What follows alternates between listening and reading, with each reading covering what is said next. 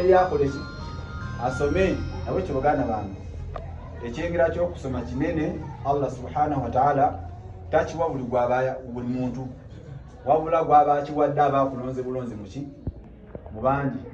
Tulekere awo okwegayalira tyaze byannema ebyo nze byannema muwanga abimanyi naye byensobola anoonya teka bulungi byensobola akola ki era nange eno gyensobola amanga nti kangende mbisome mbikole ki bitegere. Barakallahu fikum wa jazakumullahu khairan. Njagala abantu babiri abeka gambe kugamba insha Allah then beka muomuzinda beka mmere.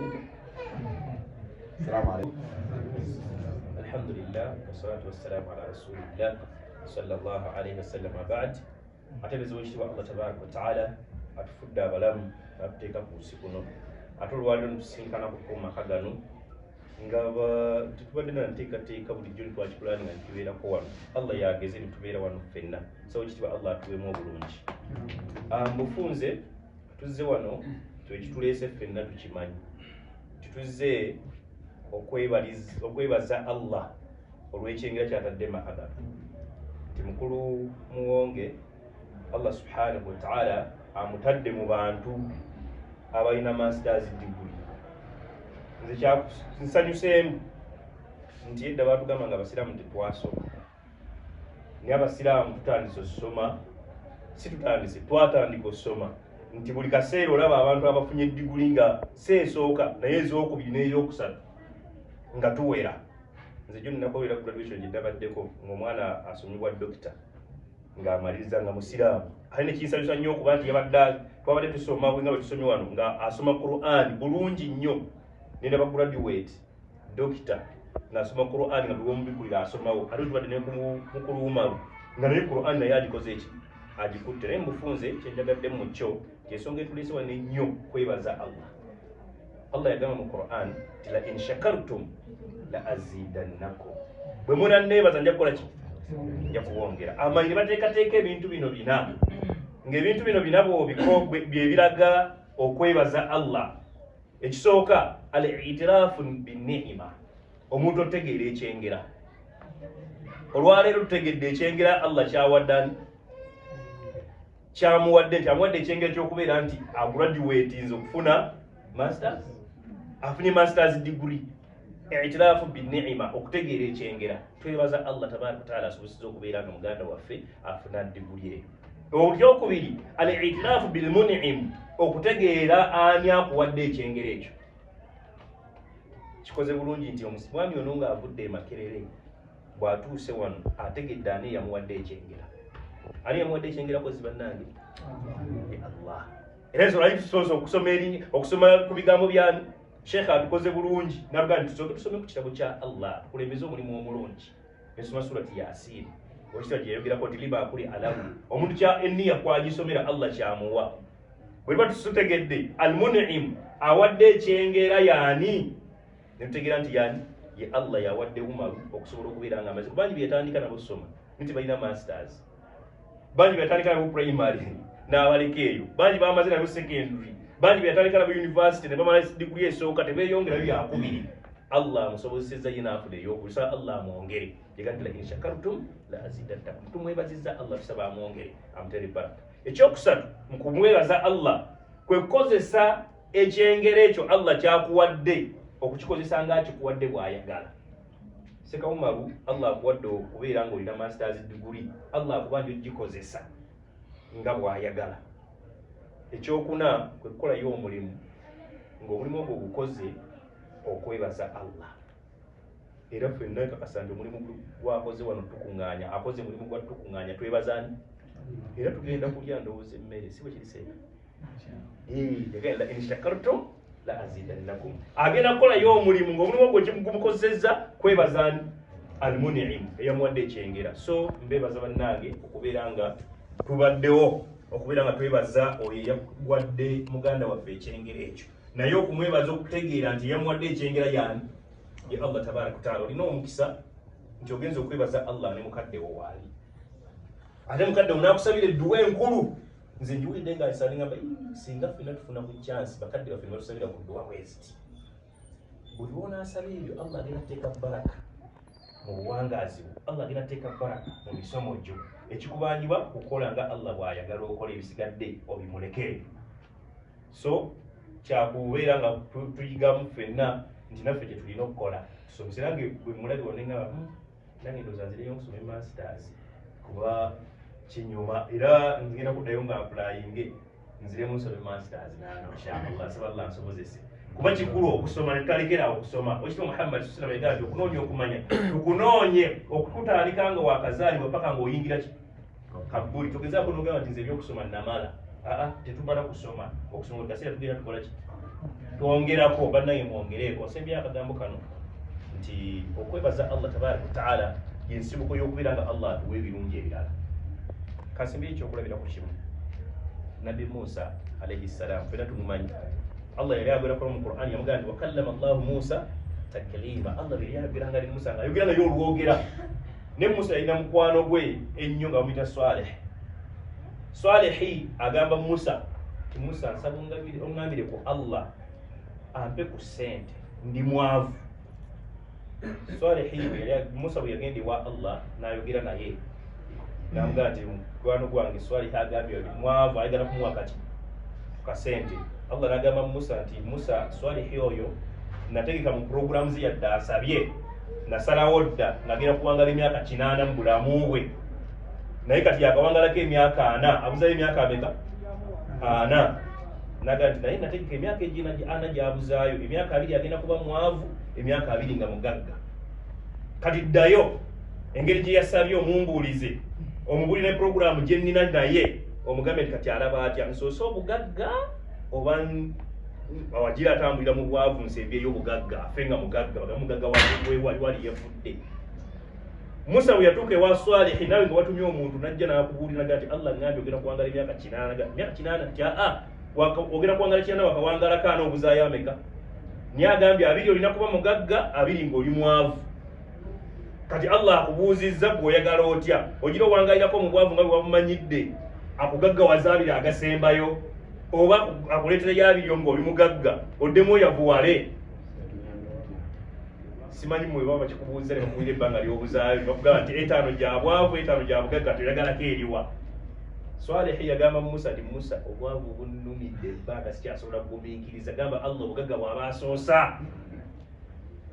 Swalihi yali afumba mmere ng'aweereza mu woteeri nga weyita kuba weyita bwe mu woteeri mukama we n'afuna ebizibu nga bingi. Swalihi n'ateesa ne mukama we n'agamba kawoteeri kano kamba abazwavu baba ne programu baba n'amagezi mangi era bwe twalaba ekizimbe musiru singa yakikoze bw'ati ng'omwavu yawa plan oyo tategeera singa kaleera no yakola bw'ati n'akola ne bw'ati agamba omugagga nti atategeera gwe mulimu gwabwe kuba plan. Kati Swalihi engeri gye yali mwavu yalaba nga mukama we nga mufu byakola tebitegeerekeka ne mukama we woteeri bwe yamulema Swalihi n'agitwala n'amugamba nti ojja kunsasulanga mpola mpola. Swalihi yakeeranga 10 okuteekako ebijanjaalo n'akola kawoteeri ne kakula ne kagejja olwokuba Allah yali ayingidde mu myaka gy'obugagga yagaggawalira from nowhere n'abeera mugagga n'agamba nti manyi obwavu buluma. Woteeri yaliwo n'agijjawo n'azimbawo ennene naga buli mwavu yenna atalina kyalya emmere yabwerere mu goddawo. Kati gwe wajjanga nga tolina kyolya okkirira eri wansi abalina sente balina we batuula omuntu ng'abadde mwavu n'agaggawala aba muzibu. Ne banne baavu banne bagamba nga tabira nga lutezeka kodyo omuntu ng'agenda tukuwa ekisebo nti akatogo ate ekyokunywa fa amazzi ag'ekikumi asaba kyanasobola abeeramu ne 3 ze ndi banannyiga nga mpaayo 3 nga nfuluma. Bwe bamala okulya bagamba barakallahu fiikum n'ekyakomanga bannange bya siriasi bya bwereere. Abaavu bonna ne batandika okulya eyo ne wayita emyaka 10 23. Musa agenda okubalamu nga Swalihi mugagga okumala emyaka 23 kyokka Allah yamugamba tagenda kwavuwala emyaka ameka. N'agamba nti kanzireyo wa Mungu naga Mungu nina bye sitategeera nze nali mu ndagaano yo ne Swalihi. Swalihi n'agamba obugagga bwe buba busooka okujja emyaka 2 kate ni mukubala n'egyobwavu nagyo nkiyingidde musooka ombulira yavuwala ddi. Allah n'agamba Musa nti Musa Swalihi yakola ekintu batono abasobola okukikola abaavu bonna abatalina kye balina balya wowe. N'agamba nendowoozaamu nga bwe mwavuwaza bambi ngenda kwongera okunakuwaza abaavu bano n'ensalawo n'emyaka egibadde egy'obwavu abeere mugagga paka lwanaafa. Naganzireyo muwa amawulire ag'essanyu naga tigenda omusanyusi. Musa n'akomawo naga Swalihi bw'obadde osubirayo ebyobwavu Allah yansiirinze ogenda kuba mugagga paka ku lw'ebikolwa byo by'okoze abaavu bonna basanyufu lwakuba ggwe. abantu balya wuwo lwakuba ggwe abatalina kye balya. So ebikolwa byaffe nga twebaza Allah asinziira ku kukyusa kadali zaffe. So Umaru bw'obanga omaze okusoma entegeeragana yo gyogera otegeeragana ne baganda bo, entegeeragana yo gyogera otegeeragana ne muzaddewo, enkolagana yo n'abantu egenda kubeera ng'etegeeza kinene nnyo ku kubeerawo.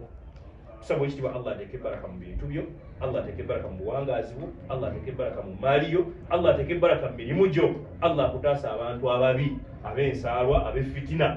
Allah abeere ng'akuwangaaza mu nsi muno mirembe, atugenda okukujjuula ng'akusiimye. Bino bigambo ebyo saagala kubeera mwogezi wa lunaku.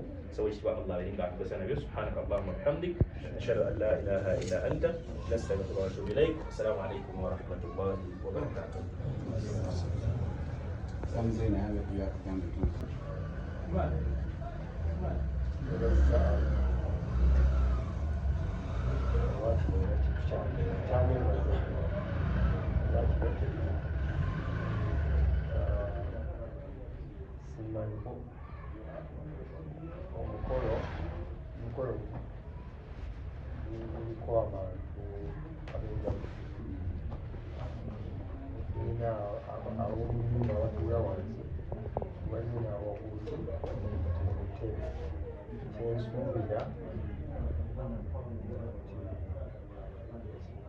Era nja kuddayo okwogera ndowooza nyinza okuba nga ninayo puroguramu eya bonna abanaaba bakyaliwo, naye nze neeyongera okwebaza ali olwa kino kyati ate nemwebazira okumpa obulamu olw'emyaka kati gigende ensangi mumaze okuba amaliro ate yagamba obuwangaazi buli wakati wanka n'ensangi eziyongeramu ekiki magoba naye nebaza adokula nti ensanvu zenyina kyalina byekolaki byondaba ate nga bulungi era nsaba nga tukumi era anyongereyo bonasi nabe nebisingako. Ndi musanyufu olwa Allah okutukolera kyatukolera oba byatukolera, kuba si kino kyokka, bingi abikoze era kyensuubira nti akyabikola. Era musaba ffenna takolera nzenzeka n'abantu ffenna umma gikolere abantu bakole ki bafune bye baagala ebirungi ate era akengiriza ebikyamu ate atulage ebituufu nga bituufu tubikolereko, tulage ebikyamu nga bikyamu tubireke.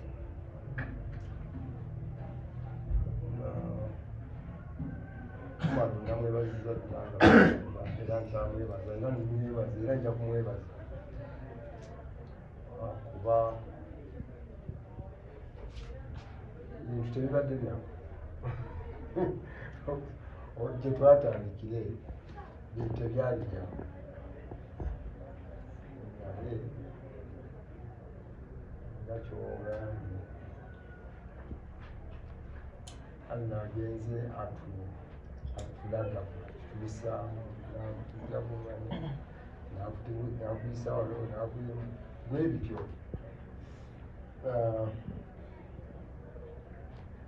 Ate era nenyumya abantu ti abantu temukutukala kusuubira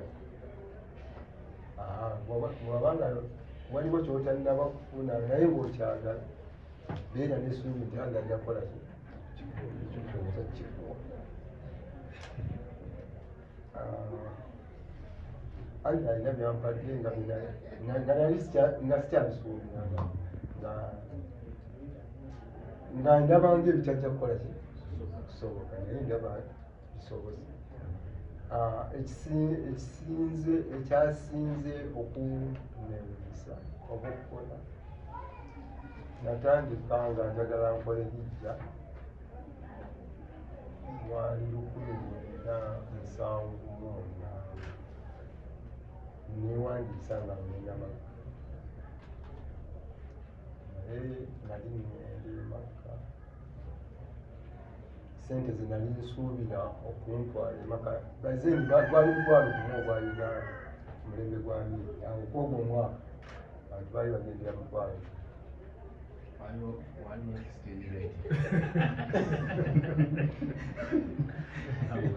kati dola eno eri ku 13 meka zaali musanvu kakati nennemwa nesikola ki nesigenda kati okuva mu 78 nembeera awo nessuubi nerinzigwamu ebyokukola nga ndaba tekyakola naye aliranga bwakola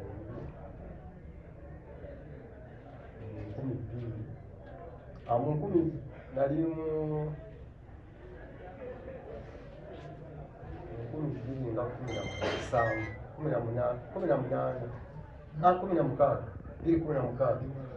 nenga inshallah 2018 anda baba yali nja kuja dinema 2018 neyitawo nebigana naye nakoze hijja 2023 kati bali emyaka egyo ndi kukindi naye alinaera yangumiikiriza nampuuma epanja nenkola ki ate bwaga nti antutte kuba byandazeeko alhamdulillah